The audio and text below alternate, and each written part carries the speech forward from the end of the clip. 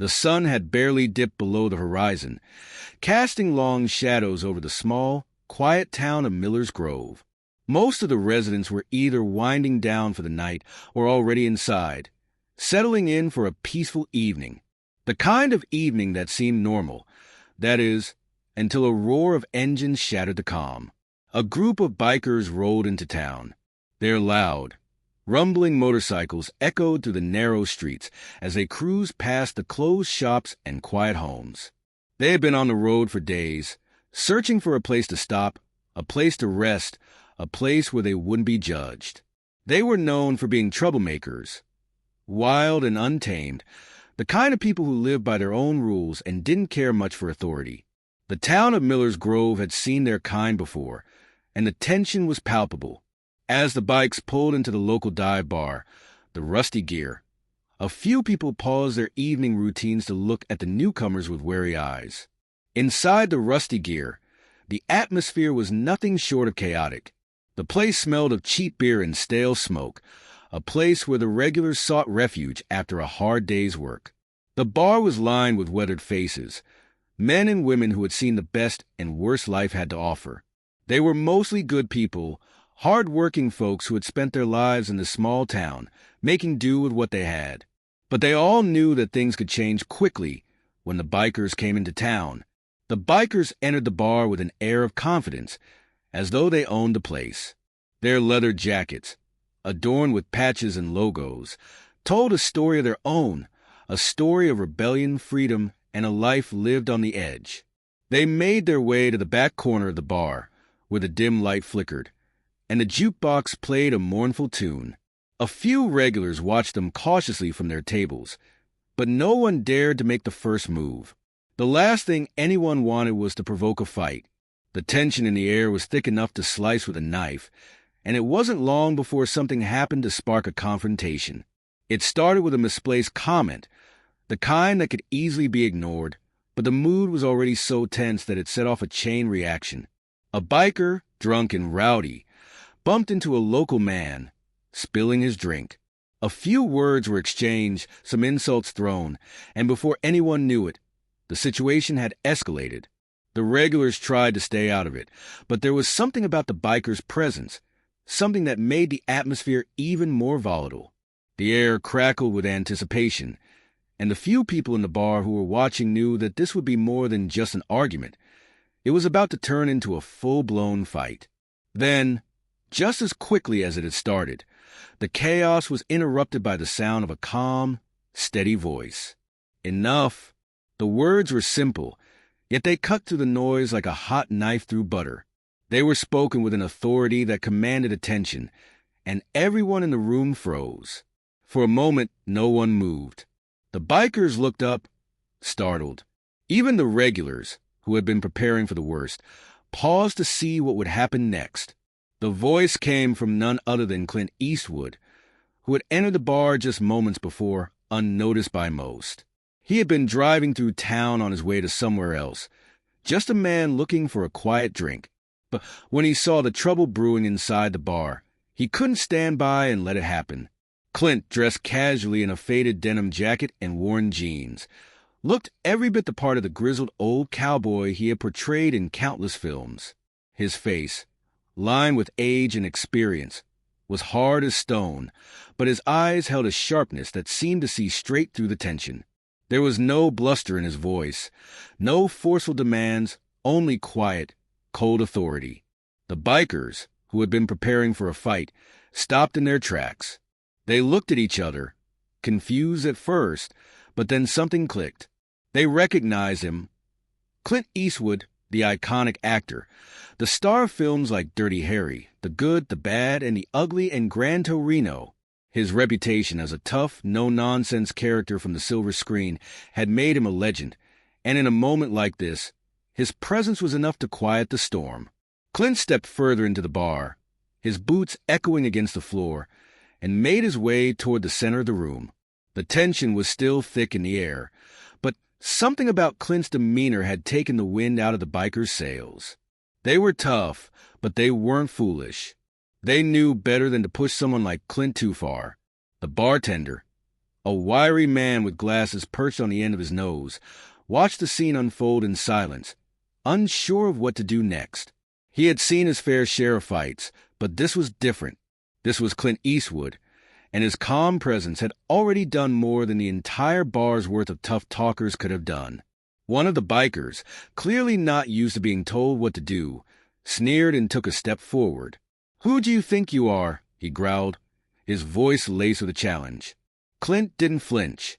He simply looked at the man, his eyes unwavering.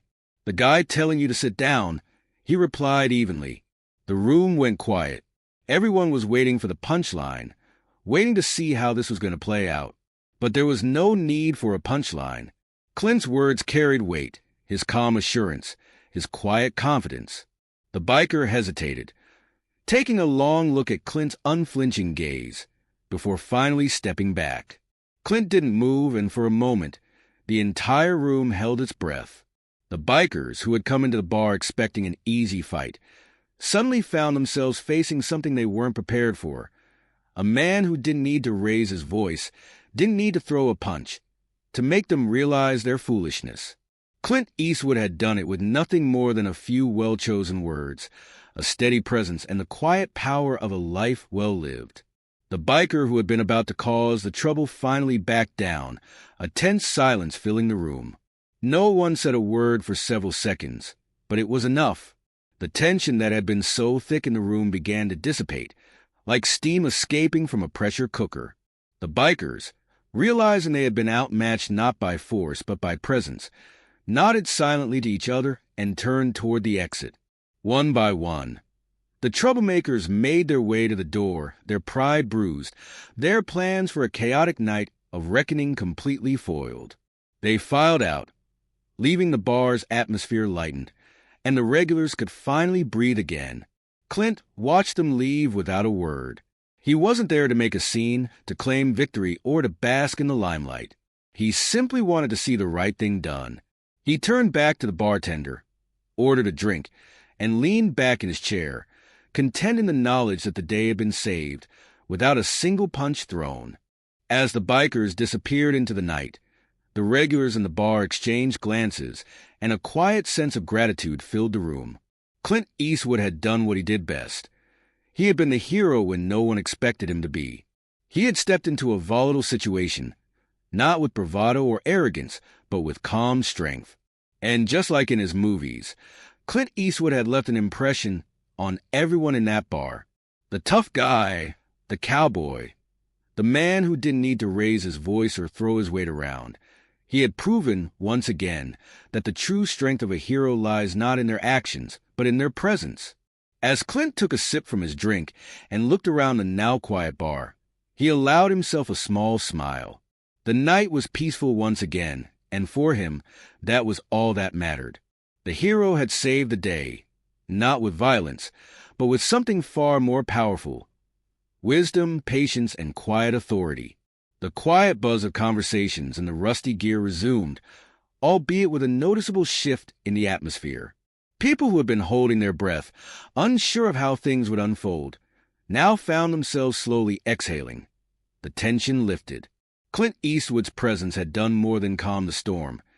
It had acted as a reminder to everyone in the room of the kind of power that lies in restraint, in not reacting to chaos, but instead in controlling it. As the bikers made their way out, Clint returned to his seat by the bar, his back straight and unyielding, yet his demeanor relaxed. He was just another man looking to unwind after a long day, but there was something about the way he carried himself that spoke volumes. It was the unspoken understanding that while others were busy making noise and seeking conflict, Clint had already won without lifting a finger. The regulars, though some still in shock, exchanged glances, murmuring under their breath about what had just transpired. Behind the bar, the bartender, a grizzled man who had witnessed more than his fair share of confrontations, looked up at Clint, who had quietly resumed his drink. His eyes, filled with respect, met Clint's for just a moment before he spoke. "That was something else, Clint. You sure know how to handle a crowd." Clint didn't respond immediately. He took another sip of his drink, savoring the quiet, as if the entire world had come to a halt just for this brief moment. Finally, he looked back at the bartender, a small, almost imperceptible grin playing on his lips. I don't like to make noise, but sometimes it's good to remind folks that there's a better way. The bartender, nodding in agreement, wiped down the counter. The way you handled that, it was something else. Never seen a group of bikers back off that quick. You saved this bar, Clint. Clint simply raised his glass in acknowledgement. It wasn't a need for praise that drove him. It was about making the right choice. At the corner of the bar, a couple of regulars who had watched the confrontation unfold leaned over, whispering amongst themselves. Their conversation was low, but the words couldn't escape Clint's ears. Did you see that? Clint Eastwood, outsmarting those bikers without lifting a finger. Just like in the movies. I know, right? It's like he's got this aura around him. Everyone just listens to him without him even saying much. Real power isn't about raising your fist. It's about knowing when to use your voice. And Clint, he knows how to use it. Clint ignored the whispers, but there was a faint sense of satisfaction in knowing he had made an impact. He had never been a man to seek glory or adulation. He simply did what needed to be done. And in this moment, it had been enough to diffuse a potentially dangerous situation. As the last of the bikers left the bar, the patrons slowly returned to their conversations. But it was clear that the night's events would not be easily forgotten. It was the kind of story that would circulate through Miller's Grove for years to come, the legend of how Clint Eastwood, without a single blow or harsh word, had walked into the middle of a volatile situation and turned it on its head. Just as the bar began to settle into its usual rhythm, the door opened again, this time with the faint jingle of the bell above it. The regulars looked up, expecting another patron, but instead, it was a local law enforcement officer, Deputy Jacob, who had come in to grab a quick drink. "Everything okay here?" Deputy Jacob asked, glancing at Clint and then at the now empty space where the bikers had once stood. Clint took another sip from his drink, his gaze steady and calm. "More than okay," he replied. "I think the night's troublemakers learned a lesson." Deputy Jacob raised an eyebrow, looking at Clint with a knowing glance. "So, you handled it?" Clint simply nodded, his gaze unwavering. "Taught em that sometimes the quiet man's got the power." A few of the regulars chuckled at Clint's words, finding truth in them. They knew that Clint's time in the spotlight had come and gone, but his wisdom, his quiet authority, remained a force to be reckoned with. Even though the rest of the world had moved on, Clint Eastwood still carried that weight. The ability to make things right with a look, with a word, or sometimes with nothing at all. As Deputy Jacob made his way to the bar to order his drink, the patrons couldn't help but feel a sense of awe. The bikers had come into their town, expecting trouble, but what they found instead was Clint Eastwood, an icon of calm, of poise, and of strength. And in that moment, they knew that nothing could disturb the peace of their quiet town. Not as long as Clint Eastwood was around. With a final glance at the now peaceful scene, Clint finished his drink and stood up. He gave a small nod to the bartender and then turned to leave, his boots making soft clicks against the floor as he made his way to the door. He didn't need anyone's thanks, nor did he care for the spotlight. His work was done. Outside, the cool air hit him, but Clint didn't flinch. He was used to it, just as he was used to the weight of the world on his shoulders. He walked down the empty street, the echoes of his footsteps the only sound in the stillness. As he rounded the corner, his silhouette disappeared into the night, leaving behind a town that would never forget the night Clint Eastwood walked into the rusty gear and, without a word, turned the tide of a storm. As Clint Eastwood walked into the night, the cold wind against his face, the story of the evening began to spread throughout Miller's Grove, and it didn't take long for it to reach the next town over. News traveled quickly in small communities, especially when something as unusual as a biker fight being stopped with nothing more than a few words took place. The legend of Clint Eastwood's unspoken strength began to take on a life of its own. The Rusty Gear may have been a small, inconspicuous bar in a quiet town, but that night, it became the scene of a moment that would be told and retold for years to come.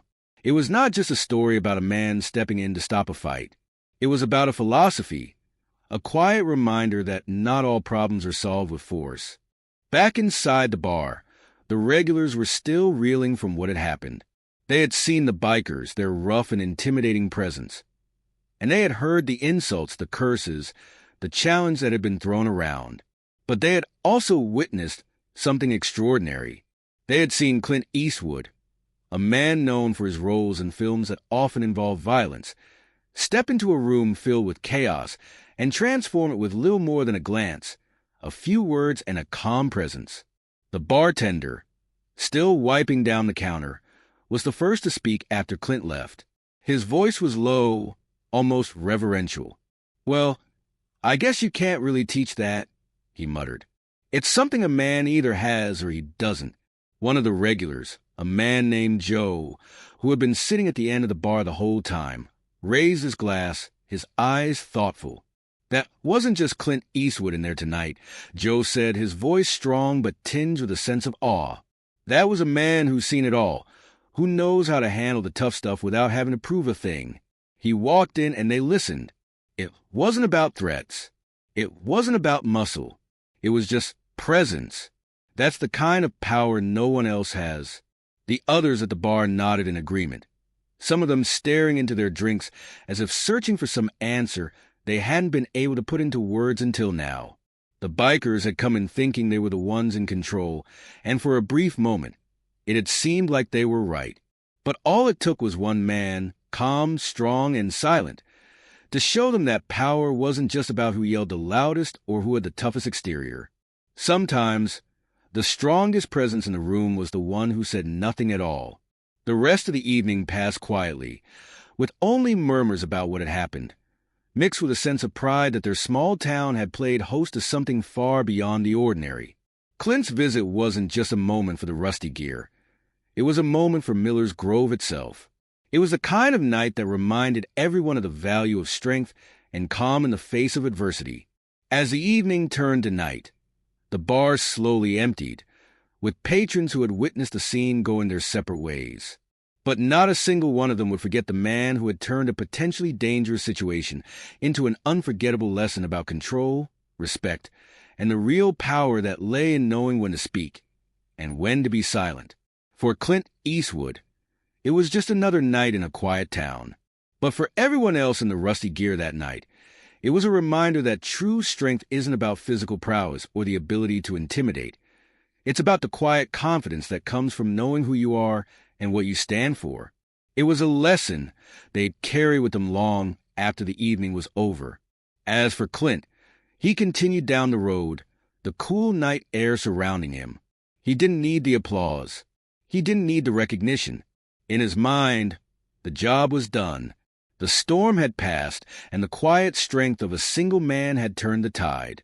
And as he walked on, the town of Miller's Grove carried on, just a little bit wiser, just a little bit stronger, thanks to the unexpected hero who had stepped in at just the right moment.